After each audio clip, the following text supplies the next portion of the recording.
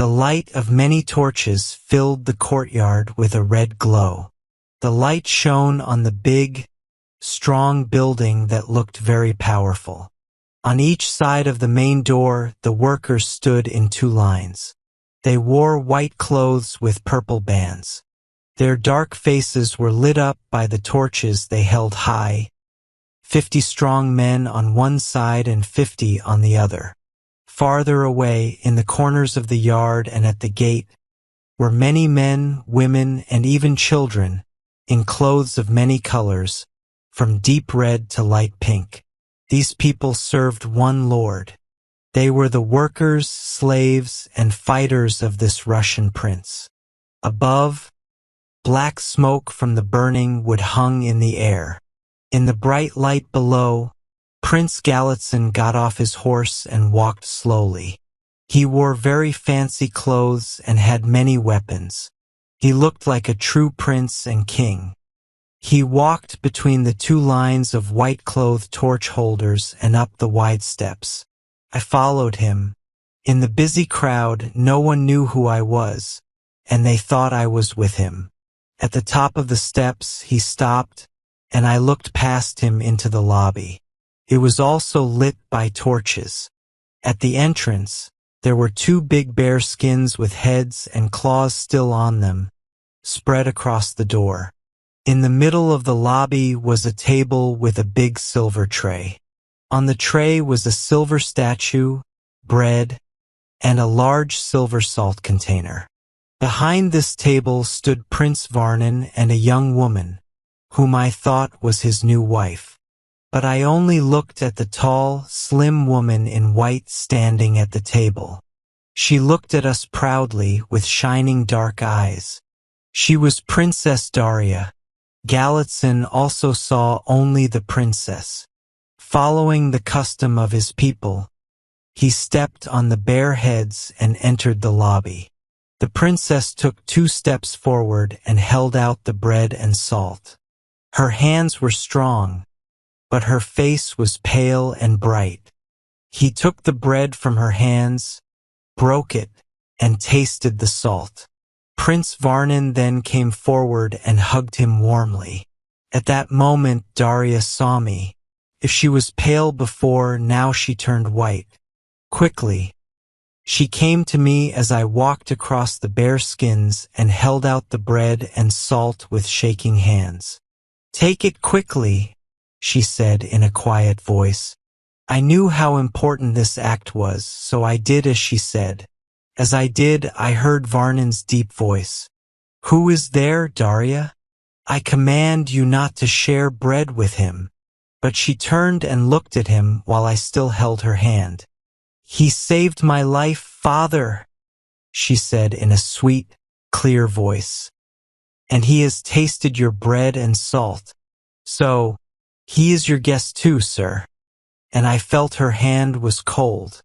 Galitzin also turned and looked at me with a strange face. He had many feelings inside him. Did I not escape his men and defy him? But Prince Varnin's face turned hard like stone, and only his eyes showed anger. The stranger next to him, his wife as I guessed, moved forward quickly and grabbed Daria, speaking loudly. "He saved your life, yes, my daughter," replied the prince with a stern and mocking tone. "And his own. But since he is my guest, I will not hang him at the gate, but leave his side. I order you." The princess had already pulled her hand from mine. She stepped back and stood quietly, looking at the floor, while I spoke to her father. "Mr. Prince," I said, "despite many problems, I have escaped from those who wanted to take me to Archangel, and I have traveled south only to see Princess Daria. I understand, sir, that you do not want to agree to a marriage arranged by the Tsarevna Sophia in such strange circumstances. I do not blame you for not trusting your daughter to a stranger. But, Mr. Prince, I have papers that will show my birth and my rank, which are not unsuitable for your consideration. Although I am a foreigner and a stranger, I love the princess deeply. I will not force her to be with me. She is free to choose. If she recognizes the marriage, I am her devoted husband and lover, but she alone must choose. Prince Galitzin could no longer stay quiet. His proud face turned red. "It would be good, sir," he said proudly, "to prove that your birth is equal to that of the princess. As for the marriage—" He snapped his fingers. I looked at him coldly. "Mr. Prince," I said politely, "let me suggest that you ask Her Highness Sophia Alexeyevna to support your case to Princess Daria." As I said this, I heard a small laugh and saw Vasilissa, the little troublemaker, in the background. Galitzin turned from red to white, and his hand clenched on his sword, but he had no time to answer because Varnin spoke. "I have heard you, sir," he said to me, with amazement. "There is the door. In 2 minutes my servants will make sure you find it, or—" "Remember the bread and salt, my uncle," said Vasilissa softly, pulling at his sleeve. He shook her off, but he bit his lip. As for me, I crossed my arms on my chest and stood firmly in the middle of the hall. "Mr. Prince," I said quietly, "I am your daughter's husband. I must speak to her and hear her choice from her own lips. From the hands of my slaves, rather," he cried fiercely, his eyes bright with anger. "Do you challenge me in my own house, fool?" "No, sir," I replied calmly, "but I must have my answer. As she wants it, so it will be."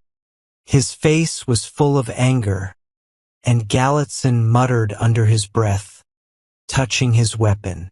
Around us, in a circle that got smaller and smaller, the fierce-eyed workers gathered.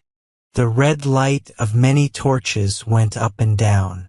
Daria stood still like a statue. "Answer him," ordered Varnin fiercely. "Answer him, you little fool, and be done with it. The man is crazy."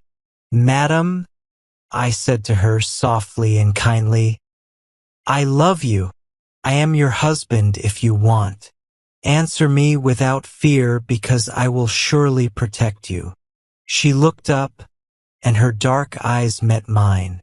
Slowly, very slowly, a soft pink color came to her cheeks, but her expression was hard to read. She looked very proud. "Do you love me, madam?" I whispered. "Will you stay my wife?" The silence of the place was like the silence of the big empty fields at night. I heard her take a breath. Like in a dream, I saw the ring of fierce faces, the moving fire, the proud figures of the two princes with their hands on their swords, and behind them the child, her cousin, watching with eager eyes. Outside, in the courtyard, a thin, high voice began to sing a welcome song for the princely guest, but with it, there was the sound of swords clashing. She did not speak. "Are you mute, my daughter?" demanded Varnin scornfully. "Answer him, I tell you." "No, Mr. Prince," I said proudly, "of her own free will or not at all." He bowed his head, smiling bitterly. "Do I force her?" he asked. "Madam Princess," I said, "I ask you for the last time, will you answer me of your own free will, or do you fear to do so?" "Of my own free will," she answered in a low voice but very proudly. "Will you still be my wife?" I asked gently. "Will you accept my love and take my name?" She took a step back and stood alone and tall. "I thank you, sir, for saving my life," she said firmly, "and for protecting me from Kurakin. I thank you. But it is best for you to go away. It is best to leave me." I cannot be your wife. She hesitated, took a quick breath, and then added in a clear, low tone, I do not love you. I bowed deeply, and without a word, I turned and walked across the bare skins, down the broad stone steps, into the crowded courtyard, where I saw only angry faces and the flash of naked swords.